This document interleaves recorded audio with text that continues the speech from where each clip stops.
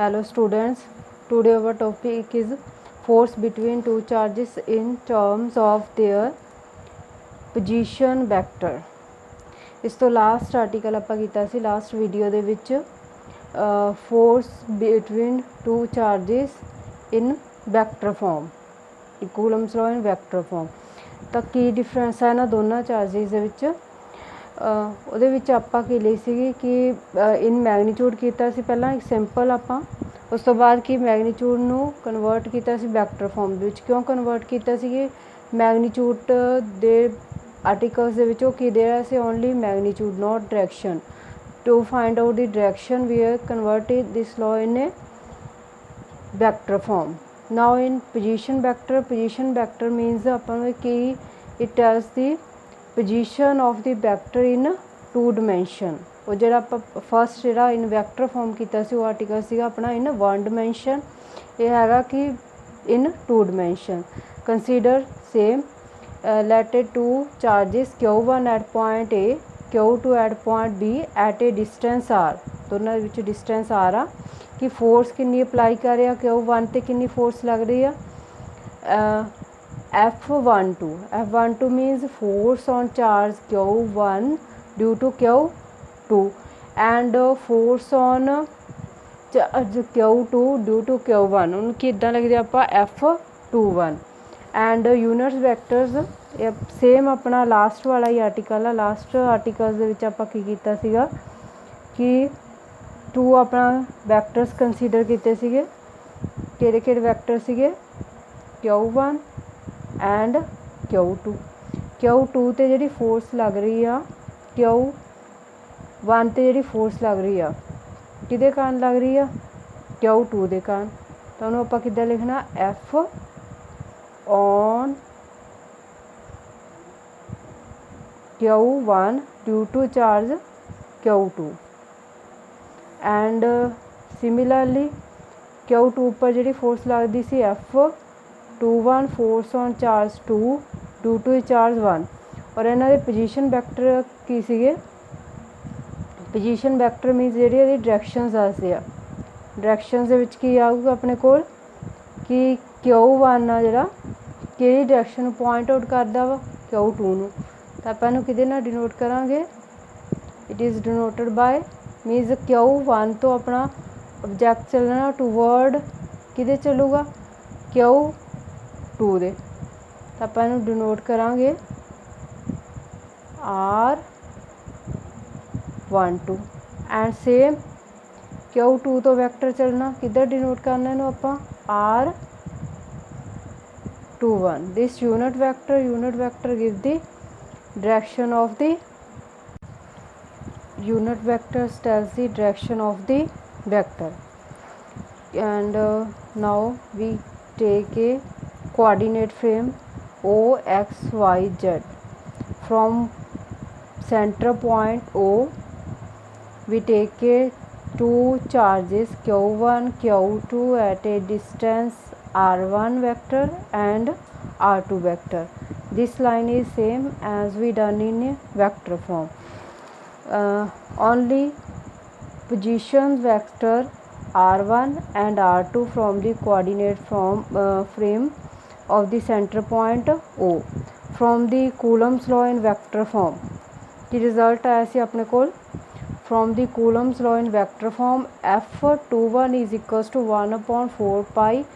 epsilon naught Q1 Q2 R square R cap 21 for F12। Mean जे अपने कोल force है जी Q1 charge से लग रही है Q2 के कारण, तो अपने कोल वैक्टर फॉर्म के रिजल्ट सीगा। हम नैक्सट ये आप की करना कि यूनिट वैक्टर है कि यूनिट वैक्टर की डेफिनेशन +1 की हुई है तुसी। Unit vector is a vector divide by it's magnitude. Vector par it's magnitude is R, simple R अपने कोल मैगनीट्यूड है जो किसी वैक्टर का आप लै रहे हैं तो अपने कोल की आ जाती है स्केलर क्वांटिटी। स्केलर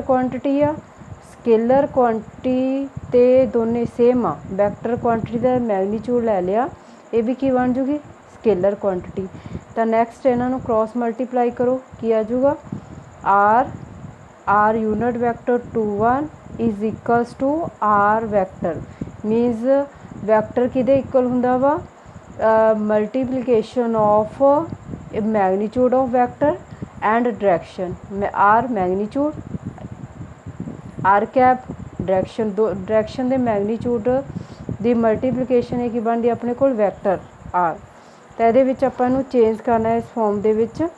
ਤਾਂ r ਵੈਕਟਰ ਆਪਣੇ ਕੋਲ ਤਾਂ ਇਹਦਾ ਕੀ ਆ ਮੈਗਨੀਟਿਊਡ ਤੇ ਇਹ ਕੀ ਆ ਦੀ ਡਾਇਰੈਕਸ਼ਨ ਨੈਕਸਟ ਕੀ ਆ ਕਿ multiply and divide the equation by r ਜਿਹੜੀ ਆਪਣੇ ਕੋਲ ਇਕੁਏਸ਼ਨ ਆਈ ਆ ਫਸਟ ਇਕੁਏਸ਼ਨ ਇਹਨੂੰ ਮਲਟੀਪਲਾਈ ਕਰ ਦਿਓ ਐਂਡ ਡਿਵਾਈਡ ਕਰ ਦਿਓ ਵਿਦ r ਨਾਲ ਮਲਟੀਪਲਾਈ ਐਂਡ ਡਿਵਾਈਡ ਕੀਤਾ ਮਲਟੀਪਲਾਈ ਕਰਾਂਗੇ ਕੀ ਆ ਗਿਆ r into unit vector 2 1 divide r cube ਆ ਗਿਆ ਆਪਣੇ ਕੋਲ ਨੈਕਸਟ r ਕੈਪ 2 1 ਇਹਦੇ ਲਈ ਕੀ ਹੈ ਇਹਦੀ ਵੈਲਿਊ ਫਾइंड आउट ਕਰਨ ਲਈ ਆਪਾਂ ਕੀ ਕਰਨਾ ਵਾ ਕਿ ਇਹਦੇ ਉੱਪਰ ਯੂਜ਼ ਕਰਨਾ ਵਾ by applying triangle of vector addition ਪਹਿਲਾ triangle of vector addition ਕੀ ਸੀਗਾ ਕਿ ਆਪਣੇ ਕੋਲ ਕੋਈ ਵੀ ਦੋ ਵੈਕਟਰ ਆ ਜਿਹੜੇ ਦੋਨੇ ਵੈਕਟਰਸ ਹੈਗੇ ਆਪਣੇ ਕੋਲ ਦੁਬਾਰਾ ਦੇਖ ਲਓ ਕਿ ਆਪਣੇ ਕੋਲ ਇੱਕ ਟੂ ਵੈਕਟਰਸ ਆ ਦੋਨੇ ਕੀ ਆ ਸੇਮ ਮੈਗਨੀਟਿਊਡ ਇਨ ਸੇਮ ਡਾਇਰੈਕਸ਼ਨ ਸੇਮ ਆਰਡਰ ਦੇ ਵਿੱਚ ਲਾਈ ਕਰਦੇ ਪਏ ਆ ਤਾਂ ਦੋਨਾਂ ਦਾ ਰਿਜ਼ਲਟੈਂਟ ਕੀ ਹੋਗਾ then its resultant is given by the ਇਹ third side of a triangle but taken in opposite side ਤਾਂ ਇਹ ਦੋ ਵੈਕਟਰਸ ਆ ਜੇ ਆਪਾਂ ਰਿਜ਼ਲਟੈਂਟ ਲੈਣਾ ਵਾ ਉਹ ਕਿਹਦੇ ਇਕੁਅਲ ਹੋਊਗਾ ਦੋ ਵੈਕਟਰਸ ਆ ਰਿਜ਼ਲਟੈਂਟ ਦੋਨਾਂ ਨੂੰ ਐਡ ਕਰ ਦੇਣਾ ਤਾਂ ਉਹ ਕਿਹਦੇ ਇਕੁਅਲ ਹੋਊਗਾ ਥਰਡ ਸਾਈਡ ਦੇ ਹੋਊਗਾ ਤਾਂ ਆਪਣੇ ਕੋਲ ਇਹਦੇ ਵਿੱਚ ਦੇਖੋ ਕਿ ਆਪਾਂ ਕਿਹਦੀ ਵੈਲਿਊ ਫਾइंड आउट ਕਰਨੀ ਆ ए बी दी तो ये उपर कि अप्लाई करांगे डायरेक्शन की होनी चाहिए ऑर्डर की होना चाहिए वैक्टर का सेम होना चाहिए वा तो ऑर्डर आप कि अप्लाई करना वा O B side O B तो ये ऑर्डर के किहड़े वैक्टर जा रहा वा O B plus B A आ वाली डायरेक्शन देखनी आप O B A is equals to ये कि आ रहे अपने कोल थर्ड साइड दे थर्ड साइड किहड़ी डायरेक्शन च आ रही है तो ओपोजिट डायरेक्शन दे विच तां इहदा जिहड़ा रिजल्टेंट आ वो आपां हमेशा वो तो ओपोजिट डायरेक्शन दे विच लैना जिहड़ा सम करदे आ सेम ऑर्डर च हुंदे दोने वैक्टर्स ते रिजल्टेंट आ जिहड़ा उहदे तो की हुंदा वा ओपोजिट डायरेक्शन दे विच हुंदा इट मीनस ये आ गया अपने कोल O B side plus B A is equals to किहदे आ गया ओ ए दे इहदे विच आ गया अपने कोल O B vector plus B A is equals to किदे आ गया ओ ए दे हुण इहदा ये वैल्यूज़ किद्दां आउणगीआं ओ बी दी वैल्यू की अपने कोल R2 वैक्टर बी ए दी वैल्यू की अपने कोल टोटल वैल्यू एक तो हैगा R21 यूनिट वैक्टर ते दोनों दे विच जिहड़ा भी डिस्टेंस आ मैग्नीट्यूड ऑफ वैक्टर R तो टोटल इहदी वैल्यू की आ R21 एंड ओ ए दी वैल्यू की आ ओ ए दा कितना डिस्टेंस आ R1 पुट कर दो इहदे विच तां की आ गया अपने कोल R2 vector R unit vector is equals to R vector और वैल्यू किहदी चाहिदी सी आपां नूं R into R unit vector 2 1 किहदे इक्वल आ जाऊगा R1 vector minus R2 vector suppose this equation 3 इनू थर्ड इक्वेशन सपोज कर लेना आपां नैक्सट की करना वा take magnitude in both side आपां ने मैग्नीट्यूड लेना वा दोनों साइड जो भी आप मैग्नीट्यूड लवांगे तो की रिजल्ट आऊगा कि R is equals to R scalar quantity आ तो जो भी मैग्नीट्यूड लेना वा तो की होगा मैग्नीट्यूड ऑफ R वैक्टर इतने दसिया थोनों कि ये दोनों क्वांटिटी सेम आ स्केलर क्वांटिटी है जो वैक्टर क्वांटिटी के उपर मैग्नीट्यूड लगाता तो भी की हो जाऊगा स्केलर ही बन जाए एक तरह हैगी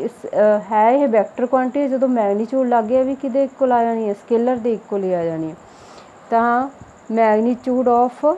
एक सैंपल की आ गया अपने को मैग्नीट्यूड है जोड़ा आर का आर की है आर कैप यूनिट वैक्टर का मैग्नीट्यूड हमेशा की होगा 1 तो अपने को क्वांटिटी यार में आर इज इक्वल्स टू जे वैक्टर फॉर्म ਦੇ ਵਿੱਚ ਲਿਖਣਾ ਹੁੰਦਾ ਆਪਾਂ ਕਿਵੇਂ ਦਾ ਲਿਖਾਂਗੇ R vector into its magnitude and same ਇਹਦੇ ਤੇ मैगनीट्यूड ਦਾ साइन आ गया R1 minus R2 take this equation 4 third and fourth equation तो अपने को दो वैल्यूज़ आ गई R21 कैप ते एक सिंपल R दी इन्हें दोनों वैल्यूज़ आप पुट करनिया वा put in equation 2 second equation दे विच पुट करनी आ सैकेंड इक्वेशन अपने को सैकेंड इक्वेशन दे विच R into R unit vector 21 दोनों दी वैल्यूज़ पुट करनी वा की आउणगियां सिंपल आर दी वैल्यू आई अपने को magnitude R1 minus R2 cube और R21 यूनिट वैक्टर की वैल्यू की आई है अपने को R1 माइनस